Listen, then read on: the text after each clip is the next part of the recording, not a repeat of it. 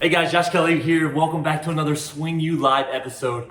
We're so excited to bring you these episodes that help you play better golf, have more fun out on the course. We're doing this every single week here, and we're talking about everything golf. We're talking about golf instruction, equipment, and so much more. So we're not just, covering the, mechanics of the swing, which we are. We're going to take that in depth, but we're covering everything in golf, whether it's course management, your equipment, everything, the mental approach, everything to help you guys play better golf.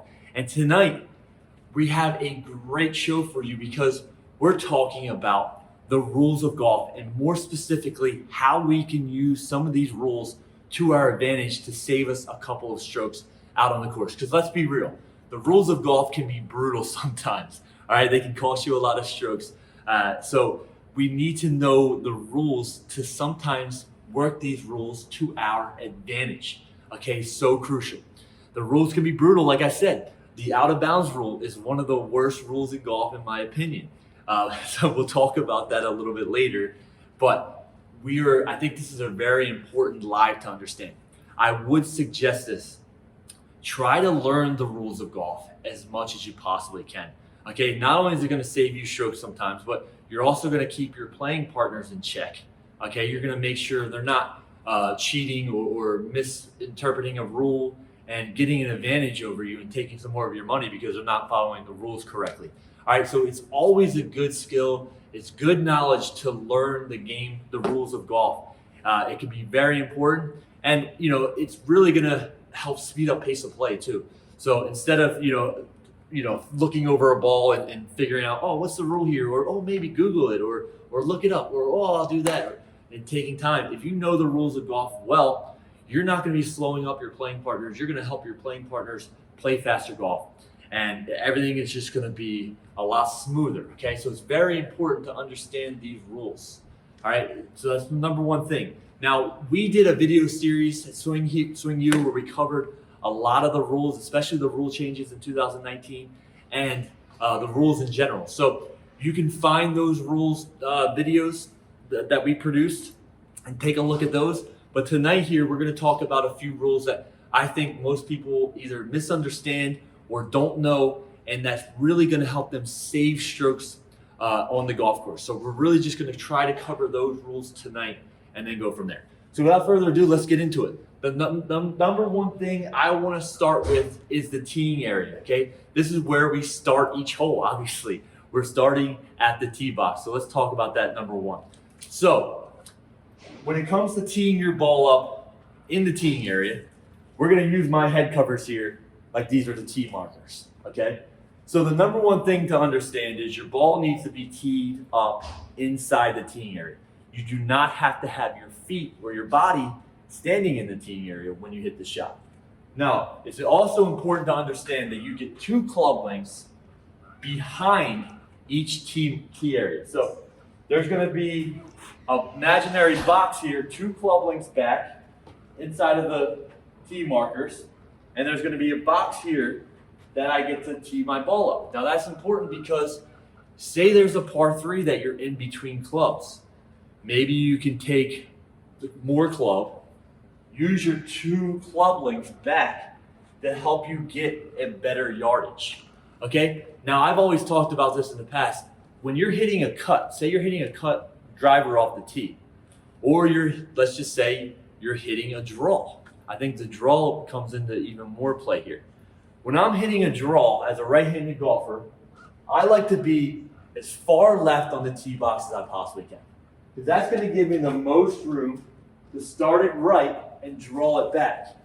So if I'm hitting a driver here, or even an iron, or whatever it is off the tee, maybe I have some trees left that are overhanging.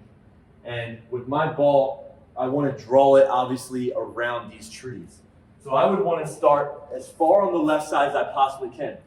So I can tee this ball up as far left, as long as it's in between these markers here, as I want. I can be standing outside of the teeing marker when I hit this shot. Okay, I do not need to be standing inside. So make sure you understand that you get your 2 club lengths back from the tee marker, and as long as your ball is inside the teeing area, you do not have to be standing there. Okay, So I think that's pretty self-explanatory. Most people know that rule, but understand that you have some room to work. One rule that I will say real quickly here that's kind of interesting, and it might not happen a lot, but it could happen to you, and it could save you some strokes. Say you were teeing off inside of the teeing area, and let's just say you swung, and, well, I didn't do it there, but let's just say, for argument's sake, that you made a full swing, and you topped the ball, and the ball rolled a foot, but it's still inside the teeing area. Okay, so you made a full swing, you topped it or you chunked it, maybe went straight up in the air and landed a foot further.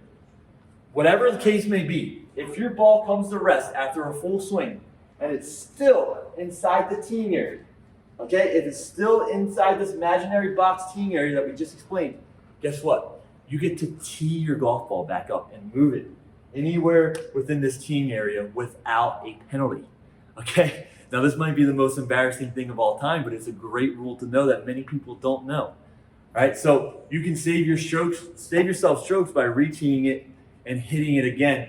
If you were to hit a horrible tee shot and your ball comes to rest in the teeing area, even if you hit a shot, it goes up, hits a tree, rolls back.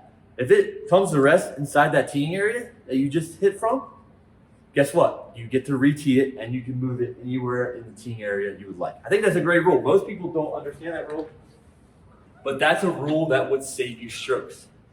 Another rule to talk about when we're talking about the teeing area is, say we're waiting, okay? We're waiting for the group in front of us. We are allowed to practice, okay? On or near the teeing area, in between holes if we're waiting. So if you're struggling with your chipping, say your last hole, you just duck the chip and you're waiting on the tee box for the next hole, you can go ahead and grab your wedge out, okay? And you can maybe chip to the edge of the rough, or you can chip to the tee marker, whatever it may be. You can practice as long as you're not slowing up the pace of play. So you can't just sit there and practice for 5 minutes while there's nobody in front of you. You may occur a penalty there. But if you are waiting and you are around the practice area, then you can go ahead and do that. Now, there's been many rule changes in 2019. I'm sure most of you golfers out there have seen most of these rule changes, but let's talk about them a little bit, a couple of them at least. Some of them that are really gonna help us save strokes, because that's the big theme of tonight's video. Number one, we get 3 minutes to look for our golf ball. Now that has been cut down. So that's cut down the minutes. So that may not be a rule that saves us some strokes. But you have to understand that you have 3 minutes from the time you start searching for your ball. So make sure you're using that 3 minutes. Now, I was in a tournament last week, and I got to be honest, our group was a little bit slower. Okay, and it wasn't my fault. I'm a fast golfer, I will say. A couple of guys in my group, not the fastest golfers in the world, and we were behind about a half a hole. And the group behind us was waiting a decent amount. And for me, as a fast golfer, I really don't like that. So I hit a bad tee shot left, and I was searching for it, okay? And I could not find my ball. And I didn't make a timer, but it definitely wasn't 3 minutes yet. It was probably more so like a minute and a half. And I'm thinking, it was a really bad tee shot, so I'm thinking, I'm probably not going to find this ball. The grass was a little bit high where I was searching. And so I was like, you know what? I know that the group's going to be on the tee box soon, whatever. I'm going back and I'm going to hit another shot. So I hit another shot, drive down there, and just so happens that my playing partner was driving up to where his ball was, and somehow he found my ball right next to his ball. It was a perfect angle at the hole. But somehow, I don't know how, it must have hit something to get down that far, because I only hit iron and he hit driver. Regardless, I did not use my whole 3 minutes to look for my ball. I could have gone up that far, even though I really didn't think it went that far, and possibly have found my ball within that 3 minutes. So guess what? It cost me 2 shots because I did not take the time to go and look for my ball because I was feeling rushed a little bit. Whatever it may be, forget that. Forget about feeling rushed, whatever it may be. I learned from that circumstance, and I'll never do that again, to at least take my 3 minutes to look for your ball. Now, another rule when you are looking for your ball that has changed, if you were to step on your ball accidentally while searching, Before, that used to be a penalty. Now it is not. You just take your ball, place it back to where you think it was, give yourself the lie that you think you had, and then play from there with no penalty. So I said the 3-minute rule really to bring up the fact that if you were to step on your ball accidentally while searching, it's no longer a penalty. Another big rule change that can really help us save strokes is in penalty areas and bunkers now, we can move loose impediments. So if we have a loose rock, a leaf, or whatever, a stick that's loose, before we weren't allowed to touch these in penalty areas, but now we are, okay? Just make sure the ball doesn't move. If you think the ball might move, do not move that loose impediment, okay? But if you're in a bunker, you have a big rock behind your ball, you can go ahead and move that, okay? You can go ahead and move that stick, whatever it may be. That's gonna help us save some strokes. That's a rule to understand, okay? That's big. That's a crucial rule to know because, you know, I had a pine cone in the bunker the other day right behind my golf ball, and I moved it. Before in the past, that pine cone would have really, really wrecked that shot. I probably would not have been able to hit a good shot with that pine cone behind my golf ball.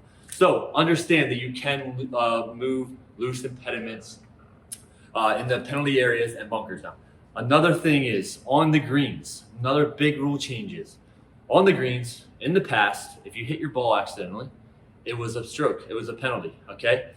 Nowadays, if you are on the putting surface, the green, and you accidentally hit your golf ball, whether it's you're putting your putter down, getting ready for a putt, and you accidentally tap it, it's no penalty if you replace your ball to an original spot. If you are putting down your marker and you're going to tap down the marker to make it a little bit more flat, and it happens to move, as long as you replace it to its original spot, it's not a penalty. If you're in a team situation, we had this at our member guest a month ago, and we had a team come in and say, hey, they were helping each other read a putt, and he touched the line and told the guy where to hit it with his finger. Is that a penalty? Well, guess what? In the past, it was a penalty, but now it is not. As long as you are not helping him make a stroke by maybe like digging a trench by pushing down on the line or something, it's not a penalty. So you can point to a spot to help your playing partners out. Say, hey, hit it here. You can actually touch the spot now. Okay, that can help save strokes because sometimes you'll be pointing at a spot, helping your partner, and they're not sure what spot you're actually pointing at. You can actually physically touch the spot on the green where you want them to hit the putt. Now, while we're on the green here, let's bring up an interesting rule that might help you guys save strokes out there. It's a little bit of a unique situation, unique scenario, but let's just say you're on a green and the hole's cut close to the edge of the green, and on the other edge of the green is water. And maybe you have fast greens and it's downhill. And listen, it's happened before where you hit a putt, maybe it's downhill and it's going towards the water and your ball rolls into the water. Okay, so a lot of people think, okay, my ball rolled into the water, I need to take relief, figure out where it entered the hazard, make sure I'm no closer to the hole, and take my relief. But you have to understand that you can play and use the rule stroke and distance. Stroke and distance allows you to go back to where you originally hit your shot before it went in the hazard for one stroke penalty and re-hit that shot. So if I were near a green, if I was on the green and I putted it past the pin, and it rolled and it went into the penalty area is what they call it now, I can go ahead and hit that shot again from the same area with one stroke instead of dropping maybe off the green or somewhere awkwardly. And let's face it, as golfers, when we have multiple chances to hit shots, it typically ends up pretty well for us, okay? I always say that I'm a second ball tour player. If I was allowed to play 2 balls, I would be a tour player. And I think most people out there can agree with that. Okay, so I like my odds of hitting that putt again, learning from it and understanding what I did wrong to try to make it, other than trying to go down and hit shots maybe from where it crossed. And that's the same for any shot that goes into the hazard. If I have a 40-yard shot over water or over a penalty area and I duff it into a penalty area, I don't have to go up to where it crossed and take my relief there. I can drop from right where I hit that same shot, and knowing what I did wrong and knowing maybe for somebody who as a second ball tour player, might be better for me to hit this shot from here again and figure out what I did wrong, as opposed to going up and trying a shot that's maybe closer, that may be a little more tricky, that I may need to figure out a different situation of how to go about that. So remember the stroke and distance rule, okay? You can re-hit your shot from where you previously hit it with a one-stroke penalty. You do not have to go up and take relief. And that's the same thing if you're hitting off the tee and you do hit it into a hazard, or I keep saying hazard, penalty area, excuse me. If I hit it into a penalty area and I go up there and I find that it's in the penalty area, yes, I can take my relief, okay, 2 club lengths, or I can go back on where the ball passed into the hazard in a straight line with the flag and go back as far as I would like, okay, or I can go back to the tee. So there's multiple situations where you can use different reliefs, and it's important as golfers to understand those situations and understand my different options that I have. There's so many different options that you do have, and it's hard to say on what circumstance. There's a million different circumstances, but knowing your options and knowing which one's going to help you best depending on your game is so important. Another thing is casual water. Obviously, casual water is something that most golfers know, but if you have a wet day and there's water in the bunker, your ball ends up in the water, you get free relief. Take your relief. You got to stay in the bunker for that free relief, but you're allowed to pull it out of that casual water. When you're in the fairway, you got a little bit of water. If you take your stance, you see some water underneath your feet while you're taking your stance. That's casual water. You can take your relief from there. Let's talk about immovable obstructions, whether that's sprinkler systems, maybe sprinkler heads, or even the sprinkler boxes that are out on the course. We get relief from those immovable obstructions. Now you have to understand this. You only get relief if it interferes with your stance or your intended swing, okay? So if it's going to interfere with my stance, it's going to interfere with my club face when I go down and hit the ground, or if it interferes with my swing as I swing it, okay? So if I start to swing back and I'm going to hit my club on that sprinkler box, I get relief. Now, a lot of people think you get relief if it's in your way as far as your ball travel, your ball line. So they're like, oh, I got a sprinkler box here, it's 10 feet in front of me, but I'm hitting a low stinger underneath the tree. That box is right in my way, I need relief. Unfortunately, that's not the case. But if we do have a sprinkler head near the green, where we're standing on the sprinkler head we're about to hit, we can take our relief, even if that relief means we're closer to the green. Now, we can't get closer to the hole, but sometimes it works out to where we can actually get closer to the green, okay? Because maybe the hole's cut over here because of the angle. I'm not getting closer to the hole, but I'm getting closer to the green. So sometimes that situation may benefit you. So you have to know the rules.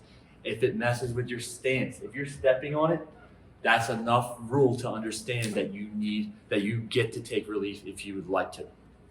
Another rule is when you're taking relief, we need to take full relief. So we had a situation here the other day, actually the member guest, where a player was on the cart path where you get relief under our rules here. Cart path, you get relief. Now, if he was going to go left, it would have been better for him, okay? If he goes right, it's worse for him. Now, on the right was a penalty area about a foot to the right of the cart path. So he could not go to the right to take his relief. He had to go to the left. And the left was better for him anyway. But his playing partner said, oh no, you're closer to the right side, you need to go to the right. But he couldn't take full relief. So we had to go out there and say, listen, you're going to take your full relief. You can't drop over here in the penalty area. We're going to have you drop here to the left. It's better for him. So those rules worked out to his advantage there. But if he didn't know the rule, if he didn't call us out, he would have had his playing partner give him bad information, and he would have had to drop over there or else hit it off the cart path. So that's another circumstance where you have to know the rules. You have to understand them. So spend some time and learn these rules. Another rule that happened the other day, you're like, man, Josh, you play a lot of golf. You get a lot of rules things. I play twice a week, all right? Twice a week. Again, I would like to play more, but that's besides the point. Whatever it may be, we had 11th hole here, Langston Country Club. I had a member in the fairway bunker, high lip, really tough bunker. Hits a shot out of the bunker, and it plugs. It looks to plug in the face of the bunker. But what actually happened was it plugged into the mud underneath the sod, or basically the sod of the grass. Okay, so the roots in the mud system of the grass, completely plugged in there. He gets up to it and he's like, oh man, he's like, I can't hit this shot, I don't get relief. I said, actually, buddy, good news for you here. You get relief here with no penalty, because that's actually an embedded ball. That area is not considered bunker. Okay, that's considered the grass. Even though you went in, sideways into that grass, that's considered an embedded ball. You get relief with no penalty. So I saved him a stroke. I was playing against him. He got a shot that hole. He put it on the green, made a 5 for 4, tied me. So I was probably kind of kicking myself that, he should not, I shouldn't have told him that rule, but it was only the right thing to do. He would have probably cost him another stroke if I wasn't out there to tell him. And that's just another situation where it's important to understand and know the rules. Okay, it can help you out. It can help you in so many ways. Another one I wanted to kind of bring up when you're in the tee box is, obviously, most people know this, but I just wanted to say, if you're sitting here and you accidentally tap your ball off the tee without making a stroke at it, it's not a penalty, okay? So even though sometimes your buddies want to say, oh, that's one, most of us know, but I thought it was important to bring up that that's not a penalty. Now, the one thing to understand, a couple things to understand that most people don't, is if you do swing, take a full swing at that golf ball and miss, but you were trying to hit it, that's going to be considered a stroke. A lot of people will say, a lot of golfers out there will swing or something, and they're like, oh, didn't hit it, ball didn't move, not a stroke. Sorry, if you intended to hit the ball and you happen to miss, it's a stroke, okay? So you can tell your buddies that. When we're playing golf, sometimes, depending who we're playing with, we can have our own set of rules. Okay, we can make a rule up where, okay, if you swing and miss, the ball doesn't move, or whatever, we're not going to cost you a stroke. Or, oh, you hit your ball out of bounds, just go ahead and drop right about where it was, and we'll just cost you one penalty, even though that's not the rule. And I think that's okay. If you have a group of buddies and a group of friends that you guys have your own set of rules, and you want to play by that, and you're just having fun, you're not great golfers, that's completely fine. And that's all well, and I really have no issue with that whatsoever, especially if you're newer to the game. But if you want to get serious about golf, or if you're playing competition golf, you need to understand the rules. And I'm going to leave us with one more rule tonight that I think can help us save some strokes, and I think is important. And we kind of talked about, in my opinion, the out of bounds rule is the worst rule of golf. Okay? Because out here in Atlantic City, we have a couple out of bounds where we have some houses that are close to the course. And then we have some marsh, okay, out there near the bay that we have marked red, which makes sense. So as a golfer, I can hit it 300 yards into the marsh and go up to where it entered the marsh and drop for a 1-stroke penalty.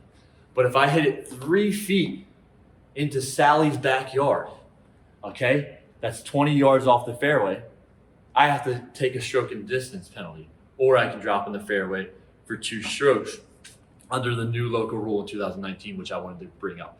So I'm going to voice my opinion on the out of bounds rule, and hopefully it changes. Another rule that I hate is if you hit it in the middle of the fairway and you're in a divot, or you're in somebody's divot before, you have to hit it out of the divot even though you just hit a perfect shot in the middle of the fairway. That's another rule that I really, really hate. But besides the point, I kind of just talked about the local rule where you can drop in the fairway. If I do hit the ball out of bounds, okay, or a lost ball, instead of going back to the tee and taking stroke and distance, so maybe if it's a long par 5, I hit a long drive, 300 yards, but it went out of bounds. Instead of going back and hitting my 3rd shot from 300 yards back, what we can do is drop anywhere from the point of where it went out over through the rough and 2 club lengths into the fairway. So we can actually drop into the fairway just right laterally beside where the ball went out of play, okay, whether you think it might be lost here or your ball crossed the out of bounds state. You can go out and drop in the fairway for a 2-stroke penalty. So now, if it's a long par 5, I go and I decide, you know what, I'm going to drop out in the fairway for 2 shots. I'm hitting my 4th shot from the fairway. The alternative is to go back to the tee and hit your 3rd shot.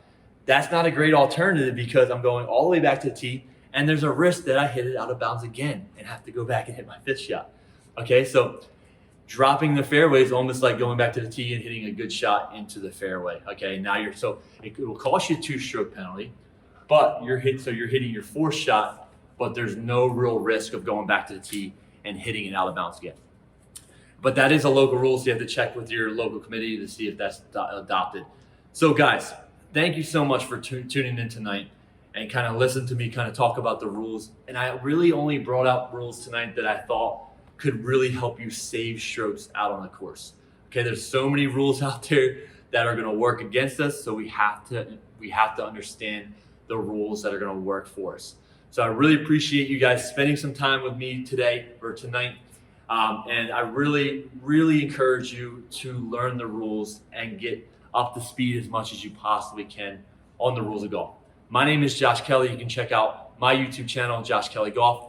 So thank you so much to SwingU. Thank you guys so much for subscribing to SwingU. It means the world to us. We're here to try to help you guys have more fun, play better golf out on the course. Thanks again for tuning in, and we will see you next week.